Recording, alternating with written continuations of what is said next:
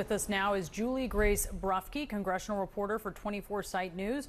Also, Jasmine Wright, White House correspondent for Notice and co-author of the Notice morning newsletter. And we're also joined by Justin Wolfers, professor of economics and public policy at the University of Michigan. So, Jasmine, just first off, it's going to be a big spectacle, as Kristen was outlining there. What does this legislation and this day mean for the president? I mean, Donald Trump is not one known to downplay the theatrics. Obviously, this is something that his administration has been working for, something that they've really been working on for the last several years, even when he was out of office, coming together. So it's an accomplishment for the president, no matter if you don't like his tactics, no matter if you don't like his threats to primary people, even though he used kind of this combination of both honey and vinegar to get this across the line. The White House believes that this is a legacy-defining moment for the president, and there you're going to see a signing that reflects that. They believe that this is really going to be what they call the golden age now after this bill, because it unleashes so much. It affects so much of the federal government and how the federal government works, and also the securities and social services that Americans will receive. You mentioned vinegar. Yeah. And Justin, jumping off of that, I wonder how this is going to age. Will this age like a fine wine, or is it going to turn to vinegar? Because right now you have Republicans making an argument that this CBO projection that this was going to add trillions to the debt should be completely ignored because there's going to be all this economic growth and Americans are going to feel that. Could that be the case? No. So it's not just the Congressional Budget Office, which is where the real nonpartisan experts rest. It's also think tanks up and down Mass Ave, both from the left and the right. Every single one of them says there's two big things this bill is going to do. Without question, it's going to increase our national debt quite substantially. It'll blow up what is already a very high deficit to be even larger. Someone's going to pay the bill sometime. And that, I think, is a very important point. President Trump says that he's cut taxes, but he hasn't. All he's done, because he's left most spending alone, is he's deferred who's going to pay taxes. That's not a tax cut at all. And then the other thing that I think people are going to wake up to, particularly come tax time, is that all told the real tax cuts are for the wealthy, and in fact, working middle and even upper middle class Americans end up slightly worse off as a result of this bill. Juliegrace, how are Republicans going to approach this politically? Are they going to spend their summer selling this, or are they going to be running from it?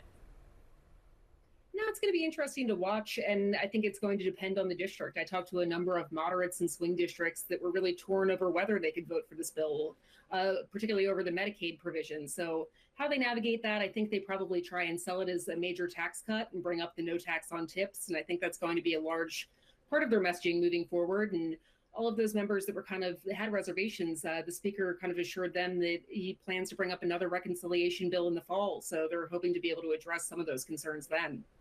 And Jasmine, Democrats think they have a political gold mine here. Yeah. Is that the case? Are Republicans worried that they do? I mean, Democrats certainly think that they do. And I think after the last 6+ months where you've seen Democrats kind of stumbling around in the darkness, they feel that they have really launched onto something that has meat to it when we're talking about the cuts to Medicaid, the cuts to SNAP and other issues within this bill that they see. Now, when I've been talking to folks at the White House, they're basically downplaying all of Democrats' messaging. They're calling them liars, saying that they are misrepresenting what's in the bill for their own political gain. And the fact is that the way that this bill is structured, you're going to see some of those taxes, the more populist issues like no taxes on tips, no taxes on overtime. Those are going to kick in immediately when President Trump, signs it. But some of the more negative consequences like Medicaid, those are not happening for a certain amount of years. And so the White House basically believes that people are going to get all of the sugar of the bill. And so when some of those other things happen, not only will it allow states to absorb and adjust, they said on a press call yesterday, but it will allow, if there is potentially some backlash from it, Donald Trump may be out of office when it happens. That's really interesting. So, Justin, I wonder, because you hear predictions from mainstream economists that were so dire when Trump was launching his tariff campaign, a huge tariff-induced inflation spike.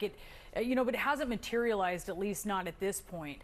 And I wonder if Americans look at that and they say, like, we were bracing for the high prices, haven't seen them. Could they sort of take that thinking and then see what Jasmine just outlined, sort of the sugar coming first and the cost to them really coming later, and just kind of tune out some of these warnings? How should they be thinking about it?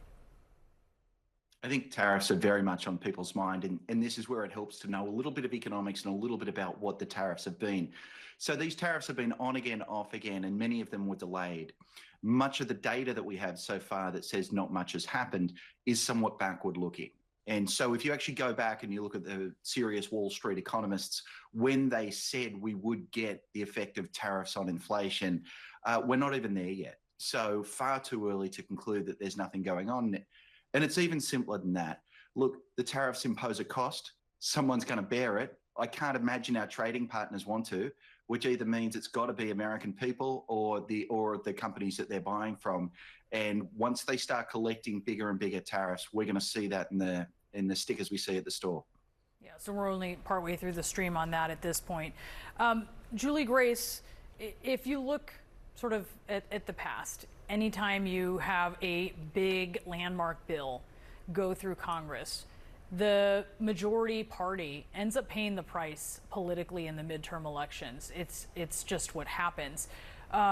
Could this be different?